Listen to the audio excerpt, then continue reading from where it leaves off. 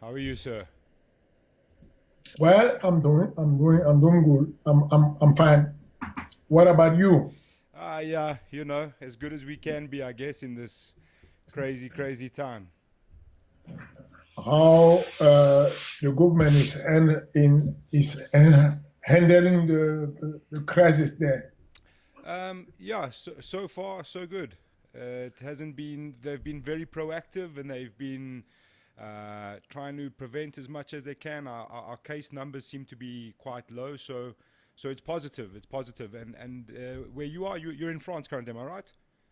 Yeah. How's the situation there? Um, Not the same.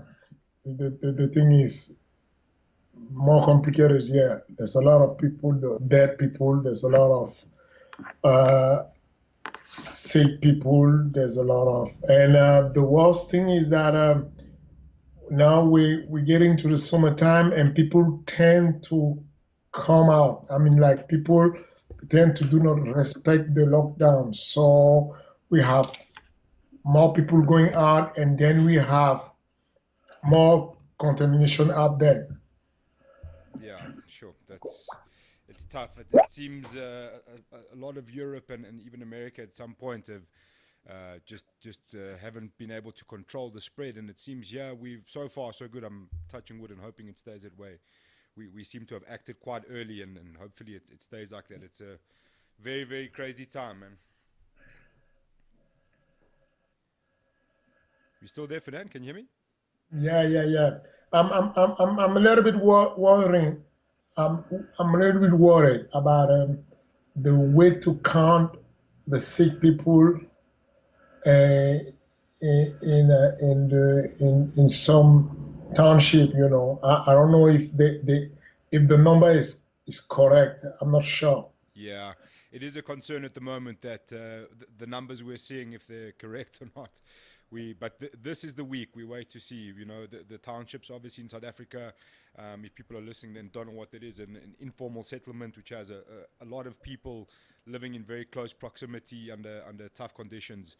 The virus it'll spread very fast if it does get to that point. But they've got plans. The government has got plans for evacuations and stuff like that if need be. So it seems we're on the right foot for now. Okay, good then. Fantastic. Obviously, Aries is what we want to talk about, and yourself. You're a guy that's deeply entrenched in the MMA world, kind of leading the way for France. So, what I wanted to ask you, Fernandez, is about France, first of all, and the role that you're playing in trying to legalize MMA action in France. Well, yeah, the my role is, to be honest with you, is only about bringing the quality of MMA. I'm trying to be a good coach. That's it. And I've been trying to be a good coach there for a long time, and also teacher because I was the vice president in the French National MMA Commission, and then I was the one in charge for all the class, how to teach to a coach to people to become coach. That's how this the way that we was bringing things. And when I had my first event, the event, the only one in France with the octagon, with the ground and pound, the full rules, the MMA unified rules. That was 4 years ago. At the time, that was the point break, because before that the MMA wasn't illegal in France, and the people that was just saying that it's forbidden to do MMA, but actually the law do not say that any place in any book, and so I went in the fight with couple of friends, with lawyers, and we made that event who was sold out in 2 days because of the lack of the MMA shows in France. And after that, things just get accelerated because the minister of that time was not a pro MMA, so he just used that to definitely ban the MMA. And after that, then we start to protest and walk a lot a term of education, educate people, let people understand what is MMA, go in all the city, all the township to have the free class for people and try to give them the education about what is MMA, not only the high level MMA like UFC, but the amateur MMA, the MMA educational, so people they can just play with the MMA. And you know, there's a lot of people there in France who did that the same. And finally, at some point, the minister saw the new one, wrote me a letter and asked to come in Nigeria and see how we train people, what is MMA. And she just, you know, she was amazed about the education program that we have for kids, the security, the safety, the healthy in our program MMA, and she decided to just legalize thing and start to make the paperwork on that, and we're seeing the end. I mean, finally the MMA legal in France. The only thing that we're waiting is the federation to give the okay, so we can start now to work with so we can start now to for the promotion to have a frame they can work on that in order to organize some event in France. Okay. So you've been quite heavily involved with that process, which is quite interesting.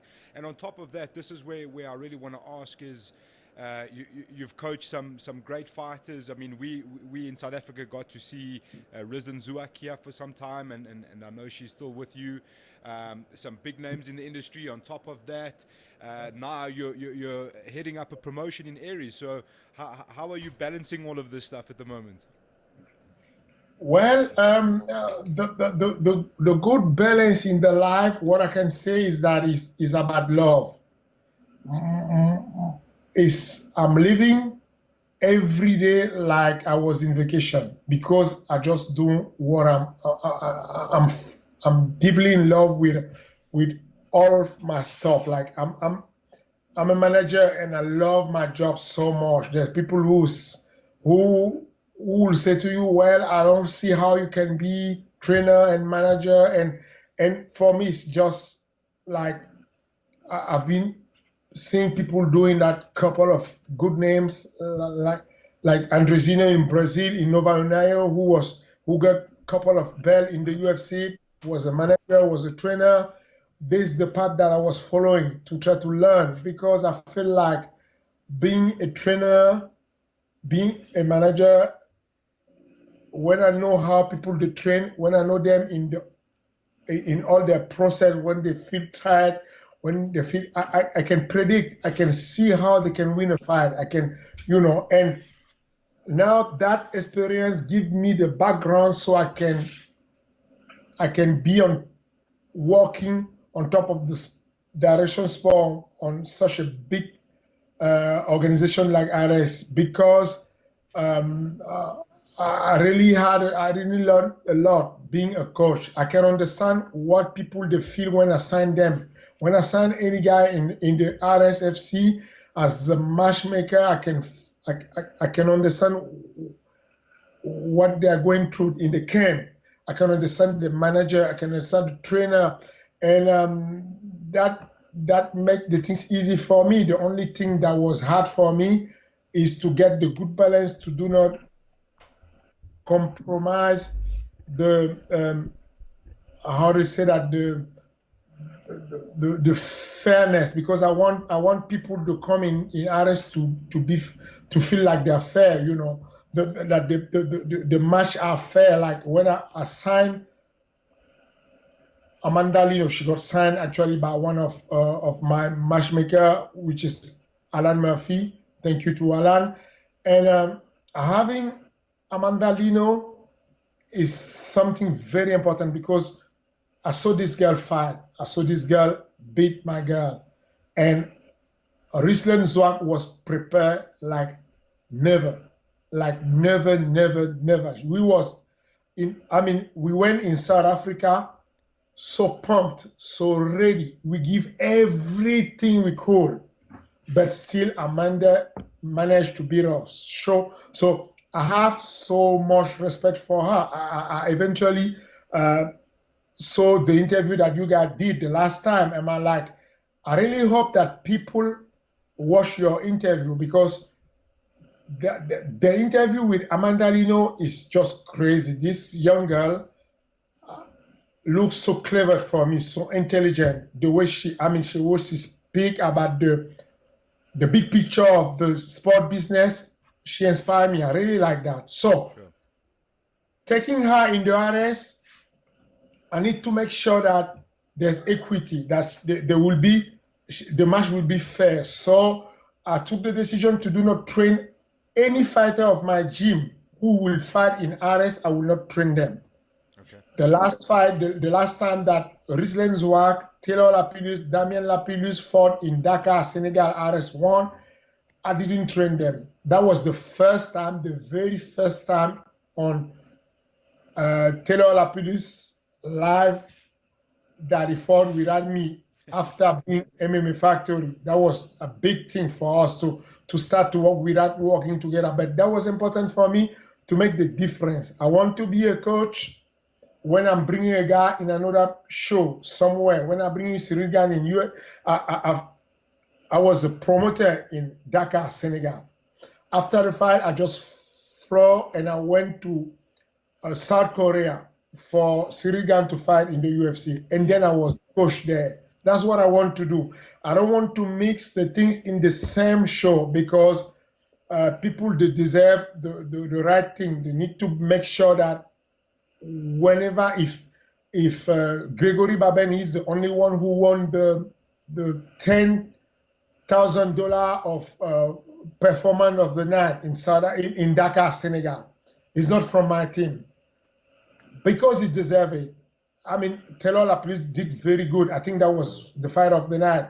But in the performance of the night, the only one who had the 10K was this guy, not from my team. I want people to feel comfortable and to know that I will be fair with them, no matter if they are in France, if they are South Africa, if they are my team or not my team. So that's how I find the balance with that. Okay, fantastic.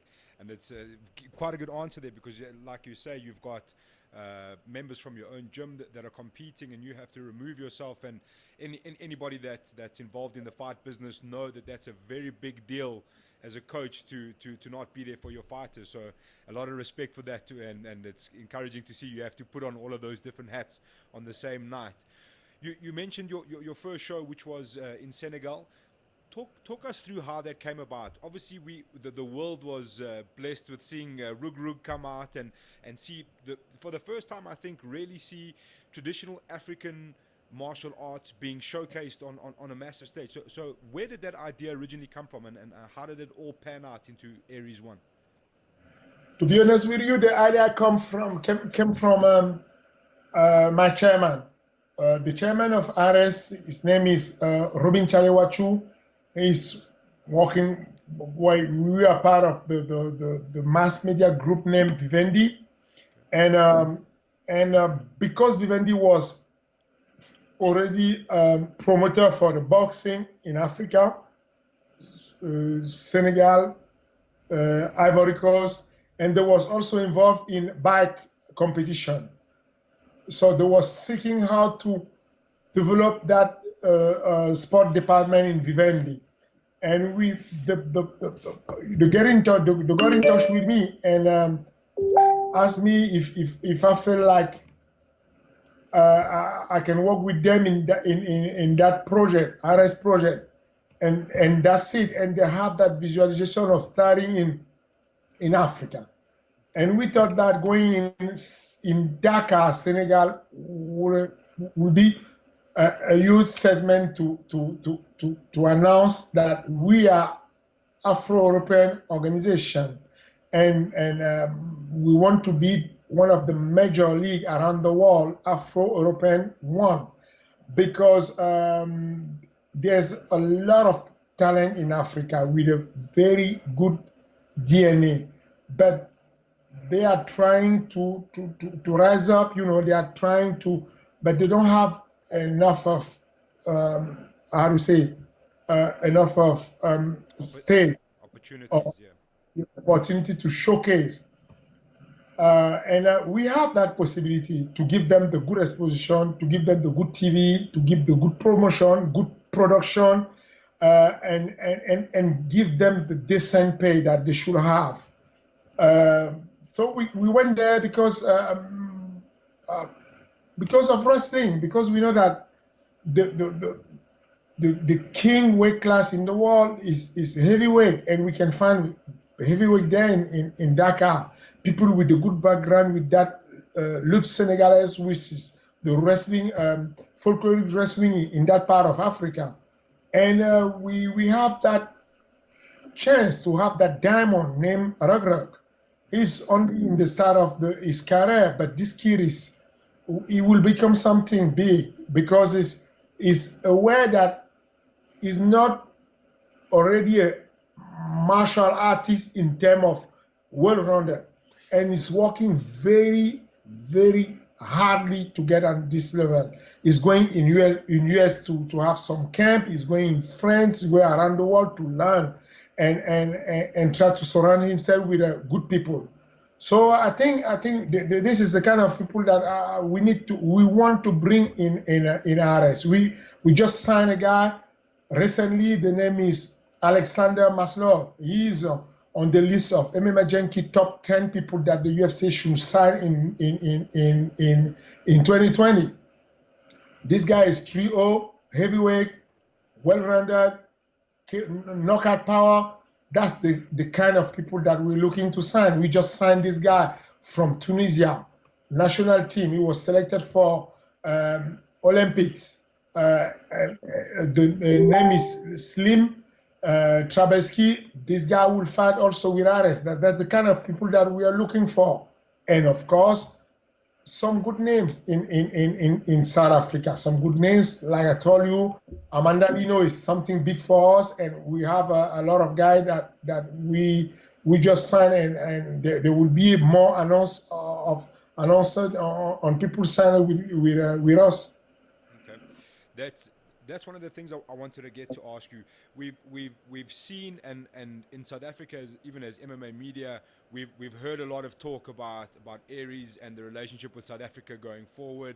A couple of talks about possibly having an event here and that kind of thing. So where does Aries stand with South African MMA at the moment? Are you guys looking to sign a lot of South African fighters for a permanent base to travel with you, or what's the scenario, the outlook for South African fighters with you guys? Well, what we want to do is to sign the top prospect, the very top prospect. We are just, we have so much message coming from South African fighter. They're writing us to sign with us, but most of them are very young, or they have very bad record, but with us we can do that. We are our model business is global broadcasting around the world, so we need to touch people around the world. We need to touch people with the type of fighter who can just like bring the hard segment. So we intend to sign the best prospect we can have in South Africa, and we want to for the long term. To be honest with you, we intend to stay in South Africa. Like after this coronavirus, we're coming in South Africa definitely for a long time. We know how tough is this business. Okay, we know how hard is this business. We're willing to lose a lot. We're willing to lose a lot of money. We're willing to waste a lot of time. We're willing to work a lot, but we know that African people, they are ready, they're strong. We know that South African people, they are ready for the show and they like the show. And we going to come there for long term and stay there for long term. And some of the fighters that are good, as some like Amanda Lino, who shows already how good she are, for sure she will travel around the world and go with us where we go. Like, if we send people there in South Africa and they are average, like, they will be using in the locker, in which the one they are very good, talented, will make them fly and come with us wherever we go. Fantastic. That's very good to hear, Fernand. I'm very excited about that. It's always great to see as many opportunities for these guys. I mean, we know how hard they work and how tough the industry is for them. So it's a good thing. You mentioned coronavirus, and what is one of the last things I wanted to ask you? How tough has it been for you in this young, new organization? You've got so much going for you. Everyone's very excited. Everywhere we go, especially here, everyone's talking about Aries and how exciting it is. How hard has it been now with this pandemic to put everything on ice and kind of just start readjusting and just sit and wait until it's all over? Well, it's not that hard, to be honest with you. There's two ways to see this thing. At the first, that was very hard to announce people, because in one fight card you have 24 fighters. Behind the fighter you have 24 camp, which is 4 people by camp. Behind the fighter you have family there waiting the fighter to bring home the income so they can live. So this is hard, very hard for me to call these people and tell them, okay, guys, we need to push back.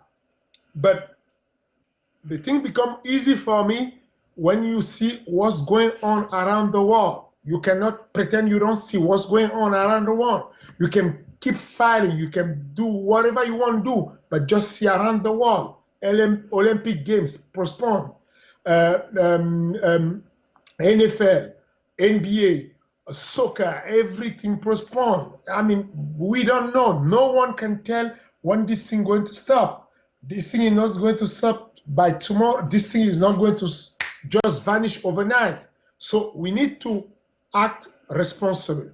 Responsible means that we need to take the hard decision. Even if it's hard, we need to make the good decision, which is, I don't want to fly you guys, go in South Africa and then get stuck there. I don't want to fly you guys, go in South Africa and then go back home with a sickness. I don't want to make you guys waste your time, keep training, and then stop the training camp or push back or announce that I'm canceling the fight when we are 2 weeks from the fight. I need to visualize, I need to make some extrapolation so I can know how the thing will grow up and what the situation will be in South Africa the next month, the next 2 months. And we wasn't wrong, because 2 days after they were announced, we had the president, no, that was 2 days before, we had the president of South Africa saying that the border are restricted, and we had all the lockdown, everything going on. So we don't know how much. I mean, we have people flying from, you saw the fight card. We have Juan Adams coming from US, John Moraga. We have Hector Sandoval coming from Mexico. We have people coming from Brazil. We have people coming from all over the world. Yeah. How can I assure that those people will get in South Africa with this pandemic? So we need to act responsible. We need to call people to calm down. And this is the good time for us to work. That's what we are doing. Because of the very strong schedule that we was looking to have with all the event schedule, we didn't have time to process on everything. Now we have time to work on our process. Sure. Now we have time to perfect everything. We are having a meeting like I'm doing with you right now. Tomorrow I have 6 hours of meeting with all the board of RS, talking about all the process, how to improve the thing, how to work on things, so we can make everything perfect, bring the safety, bring the wellness, bring the the sponsorship, bring everything together so that when we come back in the business, there will be the new time for artists. Fantastic, fantastic. Fernand, I think that's all. I know it's late and you've had a busy day. Thank you so much for your time. We are very excited for what the prospect of areas lies ahead of us, and from a South African point of view, for all. It looks like you guys are signing up some great talent from here, and you're going to be giving a lot of good opportunities. And for the rest of the MMA world, and not only us, it's very exciting to see someone with so much passion back in the sport, and really gonna put their authority on the MMA world. And Africa has a lot to benefit from that. So we thank you for that, man, and we look forward to it. And we hope you stay safe. And thank you very much for your time. Thank you, guys. Thank you to welcome me. Thank you, Alistair. Thank you for what you're doing, because we don't say that a lot. We don't say that enough. People like you are making this sport keep living, because we are in the quarantine. But look, we're still working. You're still talking about the MMA, and this is how you help us to make this better sport. So I'm sincerely grateful for that. Thank you very much, and thank you to all the South Africa. We are coming there, and we will make sure to not disappoint you guys. Thank you very much. It's brilliant. Have a good evening, sir. Stay safe. Thank you. Bye-bye. Thank you. Ciao.